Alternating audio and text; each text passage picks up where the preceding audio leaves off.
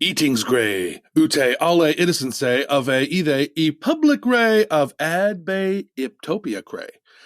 Iwe umke in a east pay, and a iwe ra elighted day, ute ed spray ide udge uzne of iptocray, arfar, and hideway.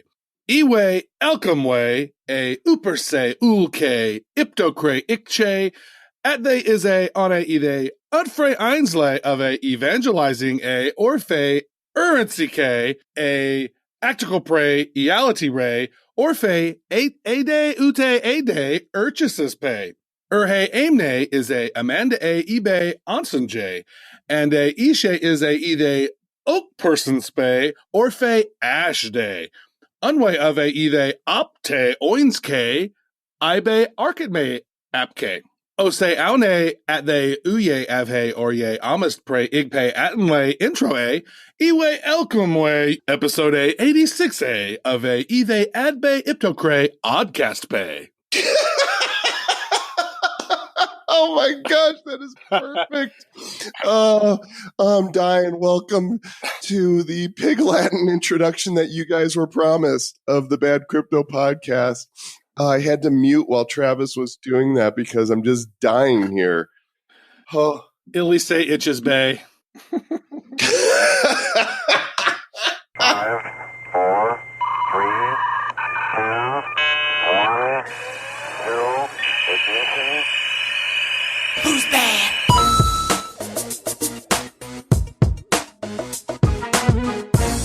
This is Danny from New York. You're listening to the Bad Crypto Podcast. Stay bad. Oh, who knew that your teaser Pig Latin skills were so great? Well, welcome everybody. For those of you who figured out what is happening on this show, congratulations. For those of you that didn't, we've got Amanda B. Johnson of Dash with us today, and you're going to love this interview. But we're glad you're here.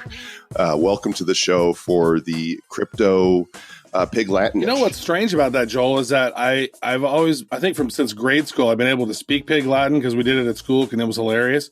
But I don't know that I've ever read something in English and then was trying to translate it into Pig Latin, like like I was a translator.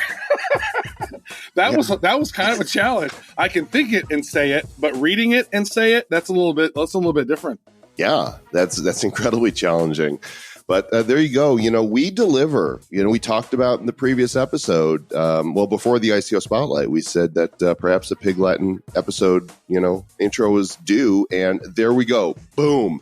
Bad crypto delivered. Either odd pay, the oddcast pay, or fe either ipto cray urius k, and a either ipto cray urius say. Well, I need to talk about the Elize app, because they're the show sponsor for the month. I actually just heard from Abasa Phillips, and he said that he's getting radio silence from the Apple App Store about approving their app, but that he has some ideas, and he's going to be clever. He's already clever. He's going to do something clever. So clever. You guys can still.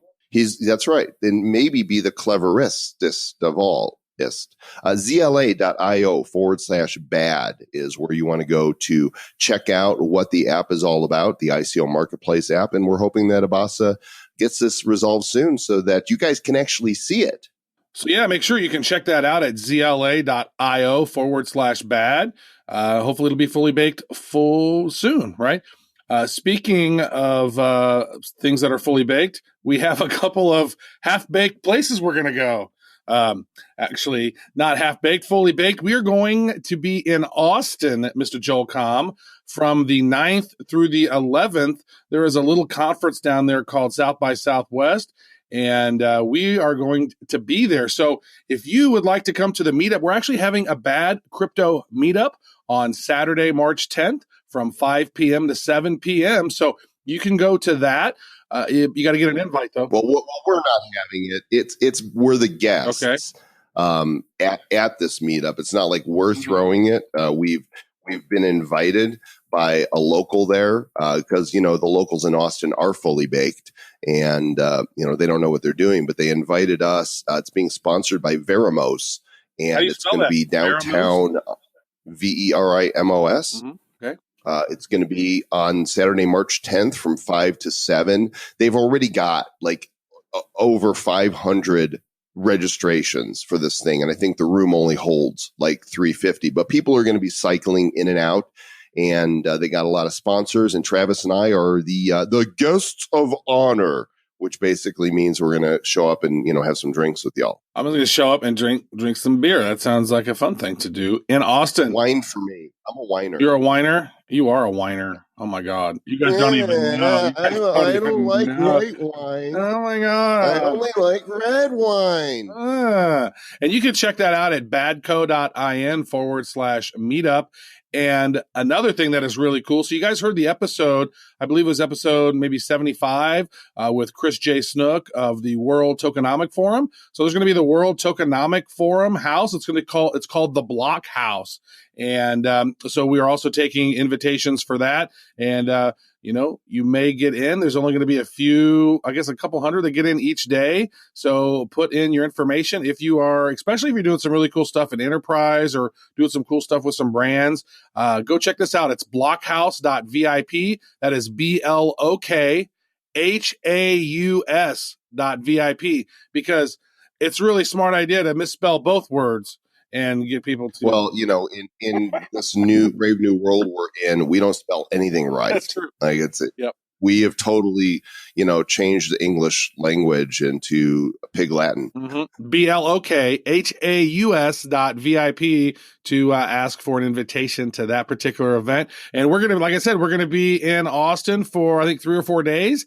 And if anybody is going to be at the magical South by Southwest, look us up, hook us up. You come by, we'll maybe give you some stickers. We have some stickers. Oh, yeah, we got Bad Crypto stickers. It's going to be great fun. Okay, we got a couple news stories, so let's do it.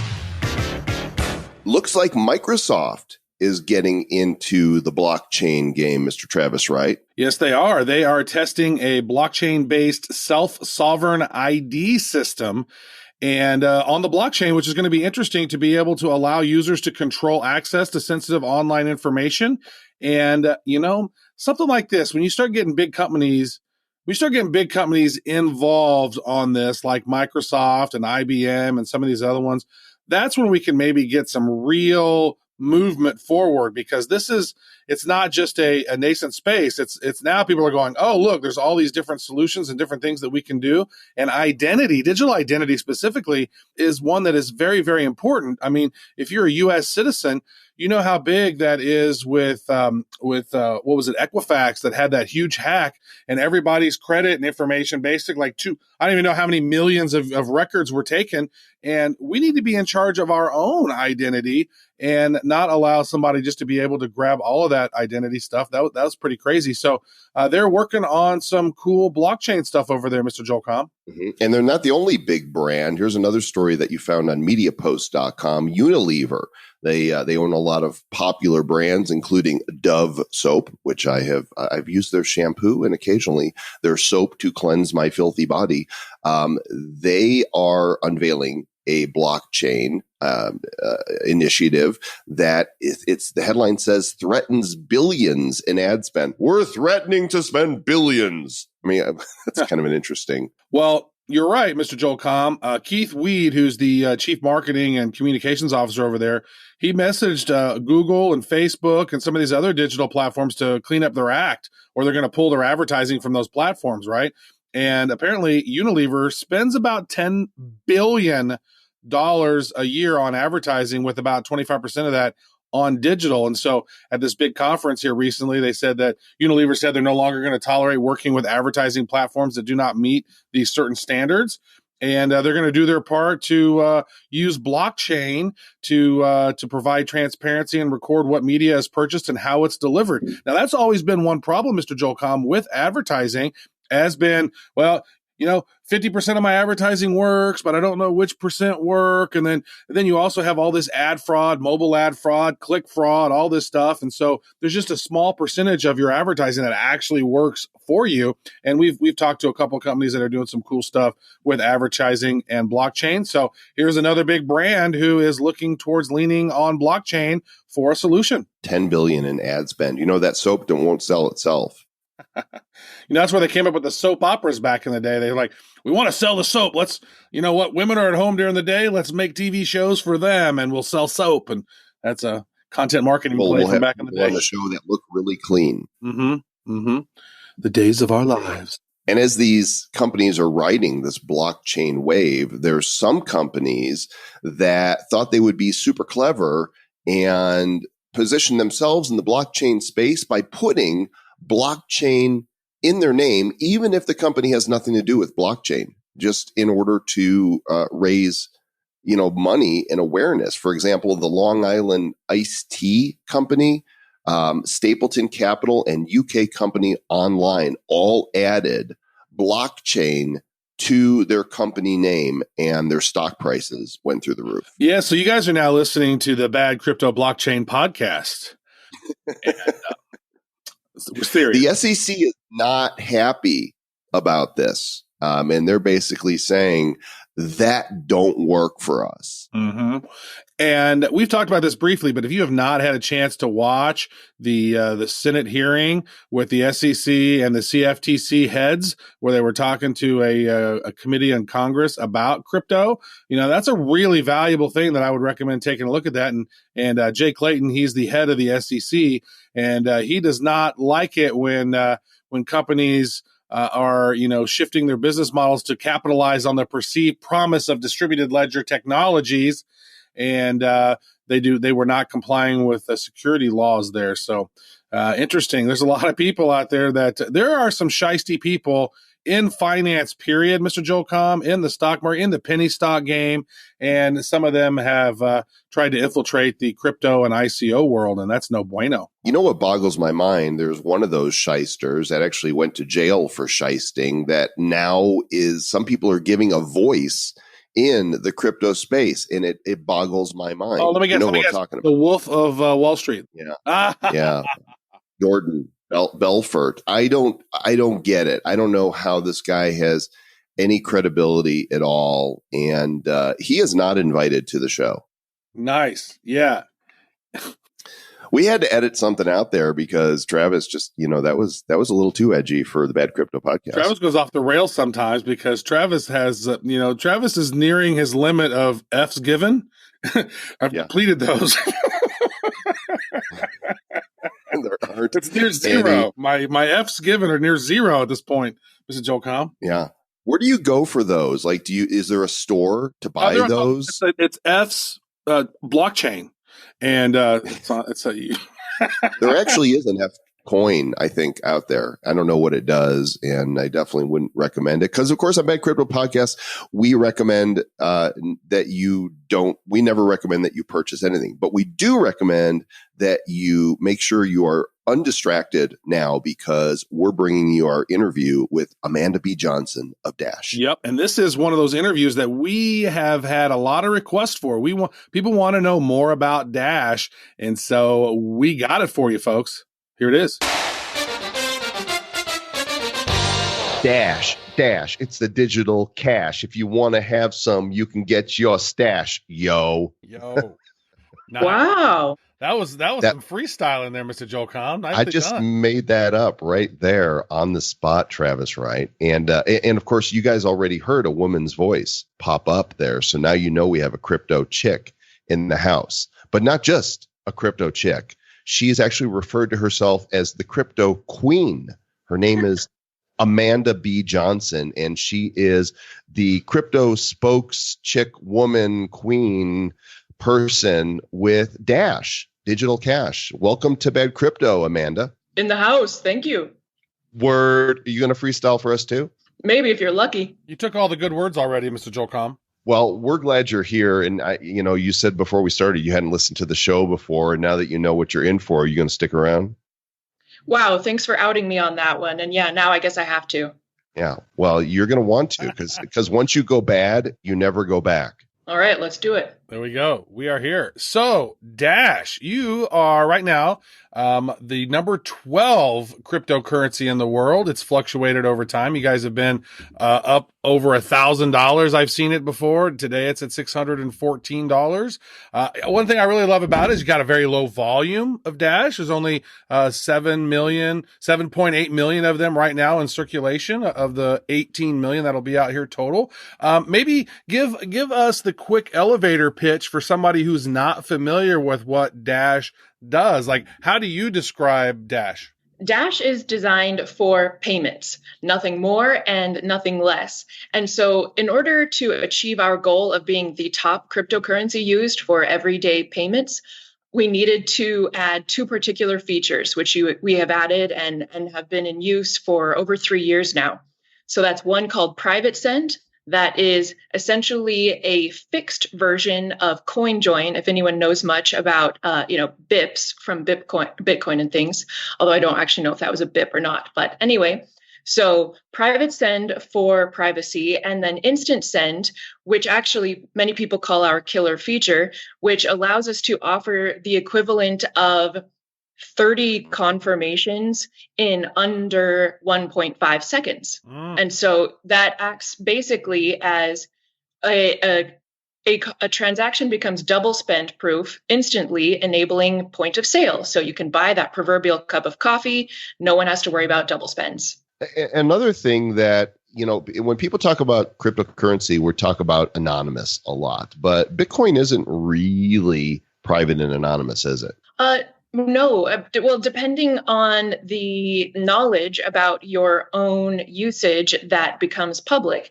And the thing about dare we call it a currency, I'd like to be careful using the term currency when we are talking about all of these cryptos, because it kind of ignores the definition of currency, which is something, a medium of exchange, right? And most of them are accepted hardly nowhere. But, so if I may just call it crypto, the whole point of using a crypto is to send it to someone or receive it from somebody else. And once you've done that, either they know your address or you know their address. And so on any chain that has no privacy offerings, you can do what's called chain analysis on anybody else's address that you become aware of, or they can do the same to yours. And Bitcoin, of course, falls into that category. Yeah. Now, whenever this was originally created, way back in the day, I believe it was called, Dogecoin, right? So you guys had, you had pivoted. It was originally, I guess it was originally Xcoin, which was XCO. Then it was changed to Dogecoin, and then it was rebranded as Digital Cash Dash, right, which is a portmanteau of that. So that's interesting. That why the name changes, and you guys have been around since 2014, and so do you guys still have the original mission from way back in the day, and maybe why the rebrand? Great question. Dash does still have the original mission of Dogecoin. The initial change from Xcoin to Dogecoin happened within mere days of the coin's launch. And so that, I don't even know why that happened. I mean, we're talking at this time, maybe 100 people were mining and or interested in Dash at the time. The only place it was being talked about was on the Bitcoin Talk forum. And so it was teeny tiny, and probably, 3 or 4 people saying, hey, Xcoin, Dogecoin would be better. Let's change it. And hence was it changed. That's how long ago it was. And then they saw the light. Well, it took them until early 2015 to see the light. The light being, hey, if our aim is to be used as an everyday payment by the everyday person, so to speak, Dogecoin is probably not a good name. First of all, it has, maybe a connotation of like darkness and scariness and things like that. I was very scared. It was very frightening. Right. And I could hear the shake in your voice. So thankfully for you, they rebranded to Dash. A, it's easier to say. B, in my opinion, anything that ends with coin is a mistake in naming conventions, because Bitcoin, after that, Bitcoin ought to have been the only coin. Anything putting coin in the title after that is just kind of silly, in my opinion. And so that it's been Dash for over 3 years now. Well, that fits us. We're silly because we have bad coin. That is the official token, the worthless token of the Bad Crypto Podcast. And so, Travis, she has just confirmed how bad and silly we are. Maybe if you had given it a different name, it wouldn't be worthless. That's all I'm saying. Ow. Snap. No, it would still be Snap. worthless. It would still be worthless. Because Shot to the heart, and you're to blame. You give Badcoin a bad name. Ow. very painful. Very painful. So now it's digital cash, and you guys are based out. I believe your headquarters is in Scottsdale, or it's in Phoenix area somewhere. Is that correct? The headquarters of some particular members of the core team is in Scottsdale. That's correct. There are also people who work for Dash who have started an office for themselves in Hong Kong. It's called Dash Labs. They're doing hardware-specific research. And actually, interesting that you ask, the person who started that office is Evan Duffield. He's the founder of Dash. And the reason he started this lab is because Dash's plan going forward is to enact what we call massive on-chain scaling. And so unlike most of the other scaling talk in the space that's exploring off-chain solutions and secondary layers and networks, we're focused solely on scaling to, dare I say, Visa and MasterCard transaction per second levels. But Dare. Right. I'm doing it right here on the show, 100% on chain. And so Evan and his associates believe that in order to do so, our master nodes, and I'm not sure how much if you know about master nodes in Dash, but okay, so we don't just have miners, right? So we actually have miners earning 45% of our block reward, but we also have a secondary class of hardware called master nodes, and they're earning 45% of the block reward as well. And master nodes are the ones who enable instant send and private send. And so Evan believes that we're going to need hardware that doesn't currently exist to allow our master nodes to serve up, thousands and thousands of transactions per second. And so that's what they're working on there. Now, just for clarification, to have a master node, this is an interesting thing. We've not talked about master nodes a whole lot yet because we're bad, but we're still, growing our knowledge base. We've had a lot of conversations with some really intelligent people. If you want to maybe talk about master nodes, just for the sake of our audience, from what I understand, you have to hold X amount of Dash tokens to be able to stake a master node. Is that correct? That is correct. The purpose of a master node, aside from adding services to the network that miners alone cannot add, is primarily for security and governance. And those two go hand in hand. What I mean by this is anyone who's been around crypto, even for 6 months, has noticed what I would call crises in governance in other chains. And these crises in governance in the most extreme scenarios have resulted in coin forks. So we've seen Bitcoin turn into Bitcoin Cash and then Bitcoin Gold. And years ago, or not quite 2 years ago, we saw Ethereum fork off also into Ethereum Classic. These crises of governance come about when a decision stands to be made, but there is no explicit protocol on how investors feel about the decision and how they can then execute based on that. And the reason being is because in other chains, the people running the hardware of the network, which is entirely the miners in the case of most other coins, and the people most invested in those networks, like your Roger Veers, people with potentially hundreds of millions of dollars in Bitcoin, quite often they're not even the same people. And so that's where the conflict, that's where the crisis comes in that the people who have the right to make the decisions, the miners, and the people who have potentially way, way more invested in the coin than the miners, that is the biggest stakeholders, they're not even the same people. And so the master node concept takes care of that potential conflict of interest by making the people running the network's hardware and its biggest investors the same people. And so with a masternode, a person gets to vote, not only on yes, no questions like yes or no, should Dash increase its block size, which we have voted on in the past, yes.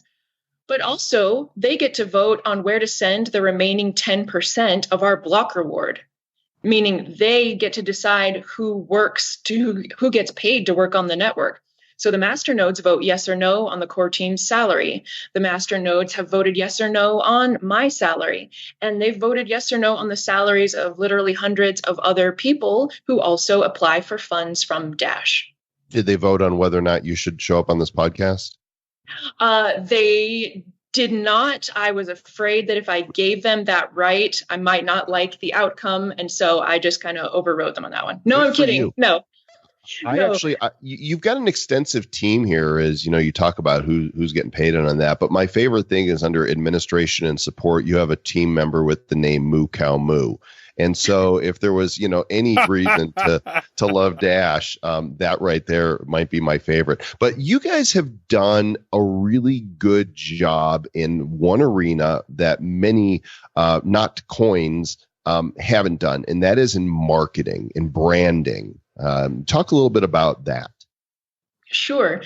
It's funny that you say that because we actually think we've done almost nothing, at least in terms of wide scale internet-based marketing, right? Like you go to a lot of these cryptocurrency news sites or price reporting sites, and you see, banner ads or Google ads on top of searches and things.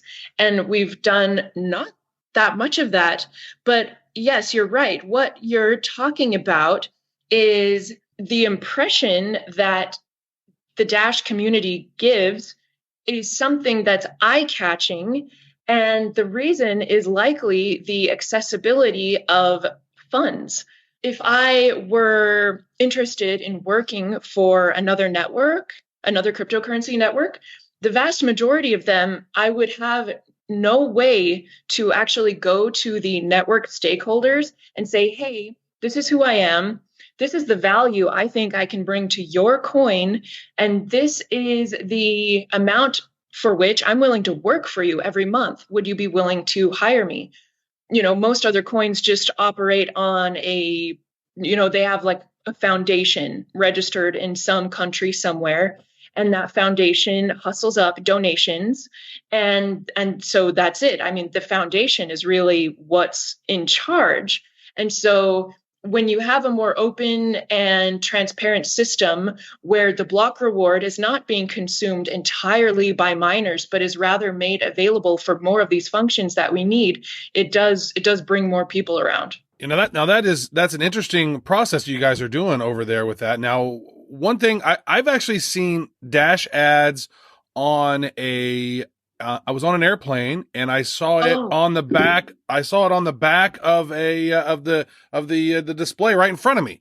And so you guys have, then I was like, wow, they're advertising there.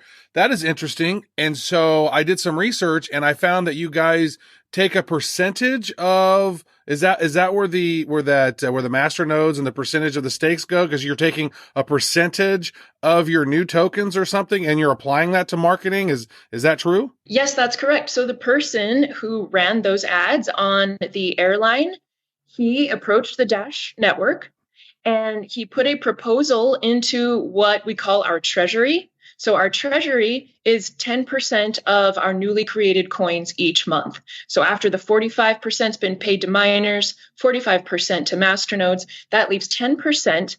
And after a month-long cycle, the masternodes can vote to create up to that entire 10%, which right now is something like 6,600 Dash each month.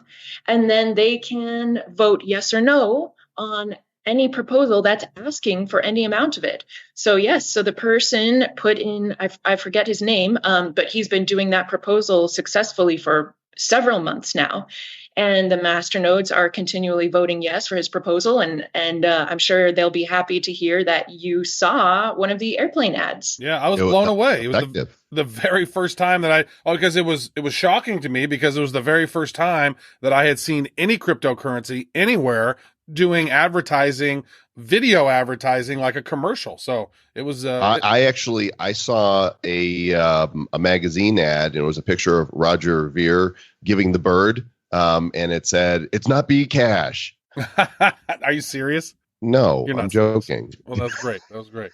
They also removed the word gullible from the dictionary. Very good. So the total supply of Dash is 18 million coins. There's about 7.8 million in circulation right now. And, you guys are, you're saying it's not going to reach 18 million until the year 2300. And I think that's not fair, because only the TravBot 3000 will still be alive then. Well, in terms of the coin cap, the 18 million is an estimate. And the reason it can't be known exactly down to the coin how many there will be once the inflation goes to absolute zero is because of the treasury system I was just talking about. So the way that there are 6,600 coins available each month right now, until, of course, it decreases by 7%, as it does annually. It decreases by 7% annually until zero. So if the masternodes don't vote to allocate all of that, all 6,600 coins, whatever they don't vote to allocate simply won't be created. And so that's why the 18 million is a rough estimate, but because we don't know down to the coin exactly how many we'll create until inflation goes to zero, that's why it's an estimate. Certainly there's a cap. We can never create more than that 10% of the block reward, but some months we do create less because there's just not enough good projects asking for funding to max out that number. You have, though, on the website, there's a lot of use cases happening right now, which, we love to see in crypto. We want to see crypto actually being accepted by merchants, used for debit cards, spent by people who are, holding it and not just hodling. And with Bitcoin, it's really a pain to spend it. It really has, because it's so slow and it takes so long. It's really just a store of wealth. But, to spend it, I see that on the merchants tab, if you guys go to dash.org is the official website, and you click merchants, you'll see there's a number of debit cards. There's hosting providers that accept Dash. There's business services. You can get gift cards, play games. There's online casinos. There's a bunch of web stores. People are actually using this, yeah? That is the entire purpose. There is no reason for us to be talking about masternodes and block rewards and mining and all of that other stuff if this coin is not getting used. Because if this coin is not getting used, it will go to zero eventually after this speculation dies out. And so that's the fun stuff to talk about to me as well.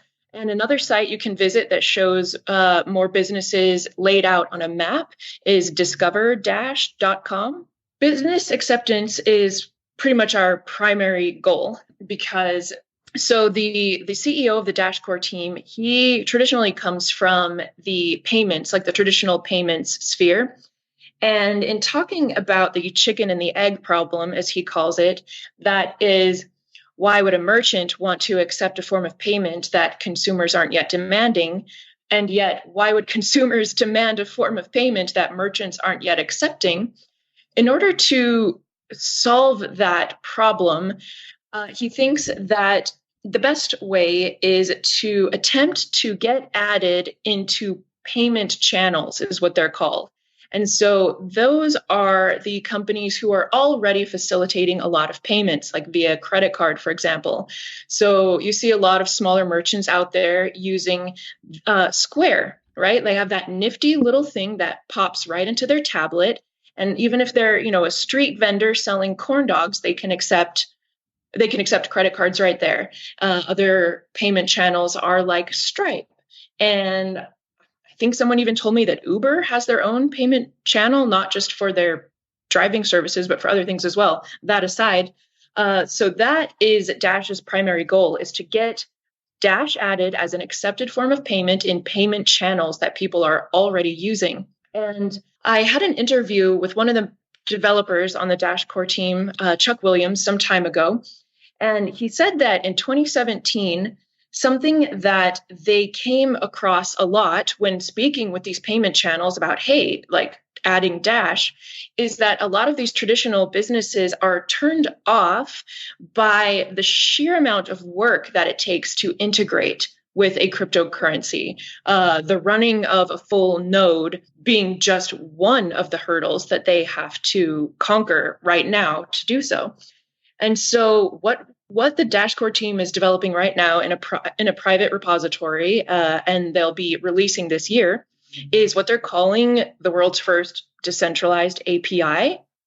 And so what it will be is a snippet of code that any payment channel can, just place right into their regular checkout screen. And that code will ping a masternode quorum on our network to allow direct, like sending and receiving of Dash for that payment channel in a way that they don't have to run a full node. They don't have to do really much of any making over of their current solution. They just put the snippet in, hey, now they accept Dash. And so we have very high hopes that will be much more well received in the traditional payment sphere than the current setup. Yeah, that's great. It's really interesting. You start plugging in APIs and allowing anyone with an e-commerce site to easily be able to accept Dash. That's going to be a big game changer. And I was looking at, Dash, where you guys were, just on January 1st, 2017, right? January 1st, 2017, it was around $11. January 1st, 2018, it was sitting at a little over $1,000, like $1,040. Now it's sitting around, we had a nice little correction. Now it's sitting around $600 and something there. But that was a huge run up. If something goes 10x, we're talking, from $11 to $111. That thing blew up. So what was some of the key things last year that drove some of that growth? I wish that I could say I am continually just surprised by investor activity within the cryptosphere in general. It just seems to me that for a while I expected Dash to move separately from the rest of the crypto space. And I do still expect this to happen, but my timeline has been pushed out, potentially way out, because for the most part, the various cryptocurrencies are kind of moving in tandem right now. But you are correct in that Dash's price rise, even when compared to the rest of the cryptosphere, even when compared to Bitcoin last year, was just, so I think Bitcoin went up something like 1,300% in price last year, and Dash went up like 15,000%. And I really cannot say. To me, the writing has been on the wall about Dash for years and years because it's the setup, it's the governance, it's as boring as governance is. It's really everything. It's everything. It will determine a coin's future, in spite of how boring it is, because a crypto network is nothing if not a business, right? So our payroll, that's our block reward. That's the new coins that we have to create it dilutes our supply, right? It dilutes the value of every coin in existence, but we have to pay it because we promised our miners we would. And so it's like this payroll that we've got to make every month. So in order to not lose in purchasing power in US dollar terms, we have got to sell more of those coins than we are creating to pay out. And so it's really just a basic business model. You have to make more than you lose. And to me, Dash is designed to run as a business. And so, maybe just more people realized that last year. You're super passionate about this topic. You know what you're talking about, but the passion just oozes, out of every word. You started as a journalist, right? And then you went down the crypto rabbit hole, and now you are like all in. Well, sure. Well, I've always been interested, vaguely interested anyway, because I couldn't completely understand what was going on, but in money. And I feel like The reason it was difficult for me, and still is really, to understand the workings of the legacy financial system is because I was born at the very tail end of all of it, right as it's at its most, most complex, most, yeah, I guess most complex and far gone that it will ever be. And naturally, when something becomes that complex and that inaccessible to so many people, that is when, the forces of the universe bring the Satoshi Nakamoto forward with the thing that's going to replace, like, the dying organism of old with the rebirth of the new organism that's, yet to grow. And so to me, it felt like the implicit interest in money that I had always had, but had never been able to explore because I'm just so late in the game to this global world of fiat and banking finance. That was able to come alive for me in seeing not necessarily the birth of cryptocurrency, right? Like, I didn't know Satoshi. I wasn't in on all this in 2009 or whatever, but still pretty early on, 2013. Everything made sense, really. It just seems like the natural progression of things, and it makes sense, and I get it, and I love it. And so, yeah, I love talking about it. I'm going to call you Satoshette because you're as good about talking about this stuff. Get 3 adjectives to that you believe clearly define the legacy monetary system. Permissioned. That's one. Permissioned. Let's see. If paperworked can be one, can that be one? Sure. Permissioned, paperworked, and what's the opposite of transparent? What is it? It's hidden, obstructive. Obtuse. Opaque. Good wordifying. See, I would have just said sucky. That would have been my centralized suckiness and corrupt, probably. Corrupt. That's good. You know what? That's one thing I really find interesting about this, Amanda, this whole space, is that when people get involved with crypto, when they first start, most of them have never even heard the term fiat currency, right? And then once they understand fiat currency, then it's almost like, oh, the light will go on. It clicks to them. Then they understand blockchain a little bit and they go, whoa, okay, this is potential to change the world. Now, I really, from doing analysis on Dash and checking it out and just the way that you have it structured, you have this more decentralized than Bitcoin, because Bitcoin is not truly decentralized because so much power is in the hands of those miners, right? And the way that you guys are doing the master nodes with the miners, and then you're taking, the self-funding structure that you have. So when new Dash are created, right, you're setting 10% aside to improve the currency's ecosystem. That seems to me that over time, that eliminates the problem of B Cash and B Gold and B Diamond and Super BTC and all these other forks that have happened, because you have a mechanism built in to reach consensus better amongst the people who are mining and helping the ecosystem grow. There's a better system in place to actually reach consensus amongst them, so there's not all these dissenting people who want to maybe fork off. So they could fork off if you ask me. But what happens if you're doing the voting and it's like 51% this and 49% that, and you guys kind of get into a struggle like that? What is the mechanism built in if there is, not consensus? Yeah, because I want to have Dcash. Right. Well, so 51% versus 49 would still be consensus. But it'd be so scary. It'd be, whoa, what are we doing here? True. I mean, you'd likely have, a lot of angry people. And actually, we've had votes on some things that have come that close before. It was on whether or not the network should fund a given business. This business was asking for funds to do something that they claimed would benefit Dash. And something like 51% of the masternode vote was no, and 49% of it was yes. And so the no's had it, and certainly there was a lot of disagreement there. But obviously, because there was no fork of Dash, no investors seriously thought that their disagreement over whether to fund this business was worth splitting the entire network.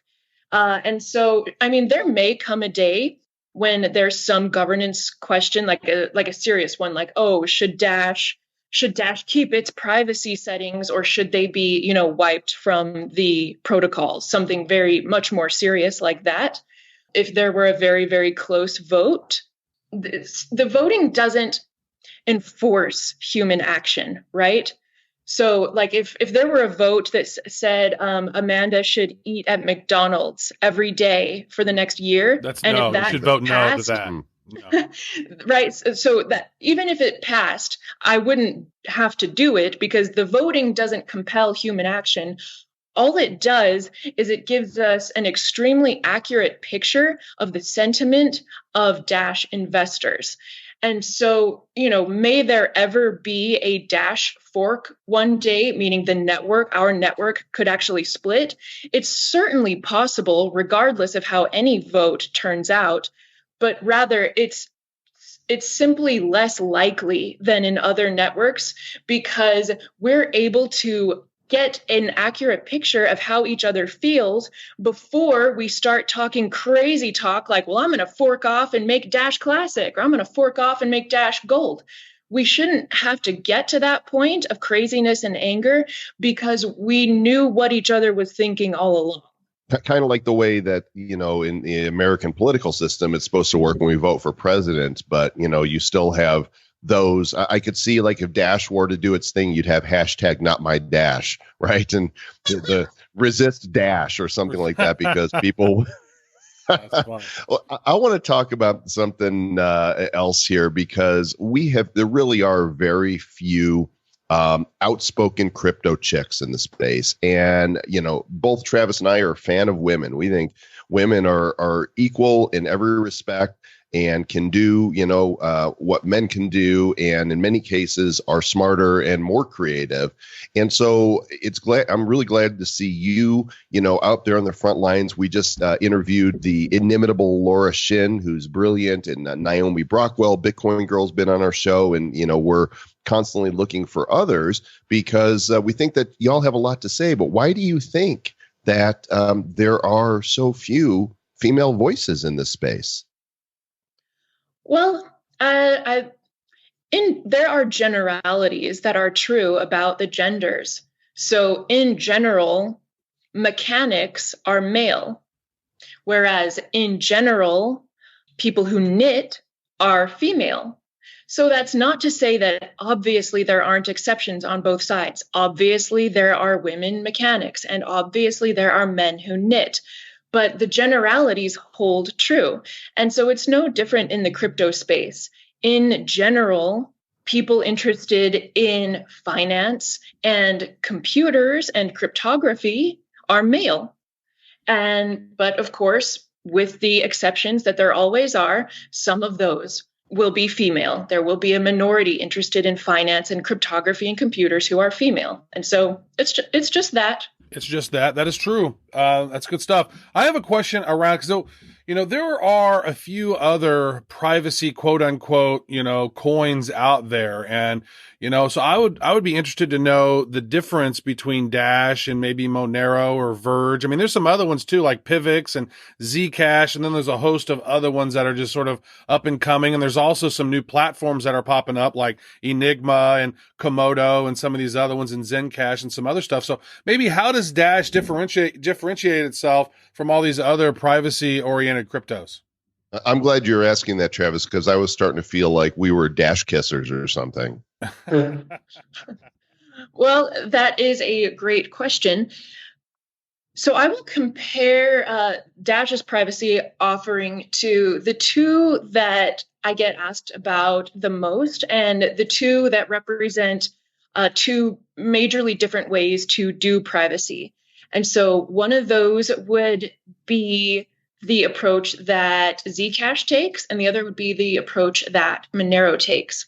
So the primary difference can be summed up just by saying that in Dash, everything is still totally public and auditable and transparent, meaning we don't attempt to hide anything on our blockchain because that would break the primary purpose of what we see a blockchain to be, which is a perfectly auditable account of the money supply. And so the way Dash does this is if you have a Dash Core wallet, you can tell your Dash Core wallet, I want to mix some coins. And what happens at that point is that your wallet breaks down your Dash into uniform denominations, either tens, ones, 0.1s, or 0.01s. And then your wallet pings a randomly selected master node and tells that master node, hey, I'd like to mix some denominations. And that master node says, cool, I'll look for someone else on the network who wants to mix those same denominations. And then once at least 3 people on the network are found who want to mix, say, 0.01 Dash, then the master node signs the broadcast, but reorders the inputs and outputs in a different order than they were before. So you never lose access to your Dash while it's being mixed. All you do is grant the masternode permission to broadcast a transaction from your original address back to another of your own addresses. And all this does is if someone were to look at the blockchain and look at one of these mixing sessions, they would see that there were 3 inputs of 0.01 Dash, and maybe they knew those inputs, right? Because we know each other's inputs when we send each other payments, right? If I send Joel or Travis a payment, I know your Dash address, I know that one. But if I were to try to follow the trail of the coins I sent you on the blockchain, I wouldn't be able to tell after that mixed transaction which of the outputs your 0.01 Dash ended up in. And so what we do is we do this several times. We call them mixing rounds. We can do it up to 8 times for every denomination of Dash. And at that point, you actually end up with over 6,500 equally plausible histories for each denomination of Dash. And so the blockchain is fully transparent, fully auditable. Nothing has been hidden, but it's totally like cost prohibitive, nigh impossible to find out which history is the real history of any given coin. Okay, so how is that different from the other options out there? So not being a cryptographer, I can only speak in very general terms about the Monero and the Zcash approaches. So the Monero approach is basically to obscure most of the blockchain, really. And I'm not sure how the cryptography of, I believe they call it ring CT, is able to achieve that. But basically, it does. Like if you're to look up somebody's Monero address on the Monero blockchain, you're not able to see anything about that address. And so, in some ways, that can be very useful. Like if you want to send a payment and you don't want anyone to even know that it's taken place, that kind of approach can be very useful. But at the same time, that fact needs to be tempered with the fact with the fact that Monero's privacy was actually broken in the past. It operated for years in a traceable way, and just nobody figured it out until about a year ago. Or at least they didn't publish about it until about a year ago. And so one needs to have caution when dealing with these sort of tricksy cryptographic things, because while they can do cool things like, hey, it obscures the whole whatever history, those tricks are a double-edged sword, and they can actually be working against you in a way that you didn't even realize.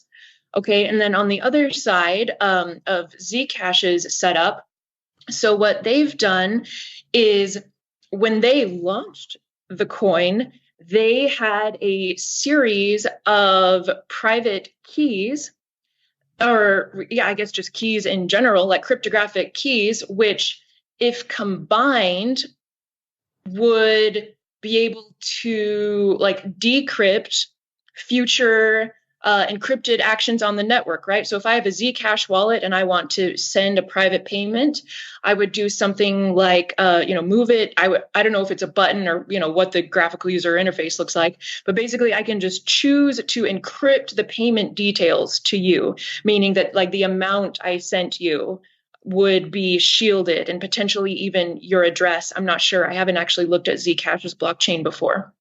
And so again, that's one of those cool cryptographic things where you're like, hey, I can choose to encrypt my payment details and no one can see them. Looking at the blockchain, that's pretty cool. But then, of course, just as with Monero, there is a flip side to the trickiness of this cryptography in that if the keys which were created at the launch of Zcash were ever to be combined, the person who combined those keys could retroactively decrypt the entirety of the Zcash blockchain. And so, it's cool to see different approaches out there to solving different problems. I hope that only continues.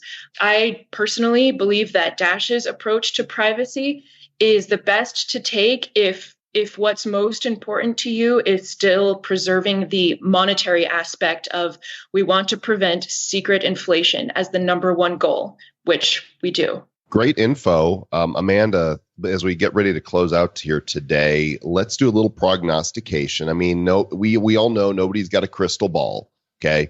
But and I don't want you to prognosticate about Dash itself, just as we're looking at the crypto markets in general. Here we are in February of 2018.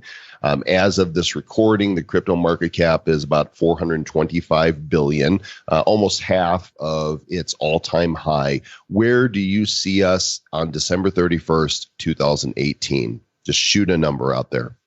2 trillion. 2 trillion. I like that. Travis, you like that? Yeah, that's good. I mean, that was, when we looked at Thanksgiving, it was 250 billion. Now it's sitting at around, I think, 450 billion. Has been as high as 830 something billion. It would seem to me that, if more people can onboard and some of these exchanges can get more people in that are interested in the space, between 2 and 5 trillion does not seem unreasonable. And then again, it could be, we could have a massive tank and it could be, 500 billion. I mean, who knows? Well, blockchain is here to stay. Amanda B. Johnson, crypto queen and spokesperson for Dash. Thanks so much for coming and joining us today. Thank you, Travis. Thank you, Joel. And that wraps up another episode of Bad Crypto, number 86, but actually well over 100. Our numbers are all messed up. And, Travis and I are working on a new song, and we are on a plane, maybe as you're listening to this, to head to San Francisco for the D10E conference, D10E.biz. They do events regularly, and we're going to be doing Bad Crypto live on the stage. I think we've only got 30 minutes, so it's going to be a condensed show, but we'll also be meeting some folks, and we don't know what we're going to do, but we're going to plan it on the plane. We are going to plan it on the plane. And you know what else we're going to do? We're going to take Bad Coin to the moon. There's going to be Lambos. We're not going to do any of that. You're not making promises. Right. Not on my watch. One thing I am going to promise, though, is that I will always stay ad bay. Who's bad? The Bad Crypto Podcast is a production of Bad Crypto LLC. The content of the show, the videos, and the website is provided for educational, informational, and entertainment purposes only. It's not intended to be and does not constitute financial, investment, or trading advice of any kind. You shouldn't make any decisions as to finances, investing, trading, or anything else based on this information without undertaking independent due diligence and consultation with a professional financial advisor. Please understand that the trading of Bitcoins and alternative cryptocurrencies have potential risks involved. Anyone wishing to invest in any of the currencies or tokens mentioned on this podcast should first seek their own independent professional financial advisor. Uye Ute, episode 86 of ETH&nbsp odd podcast.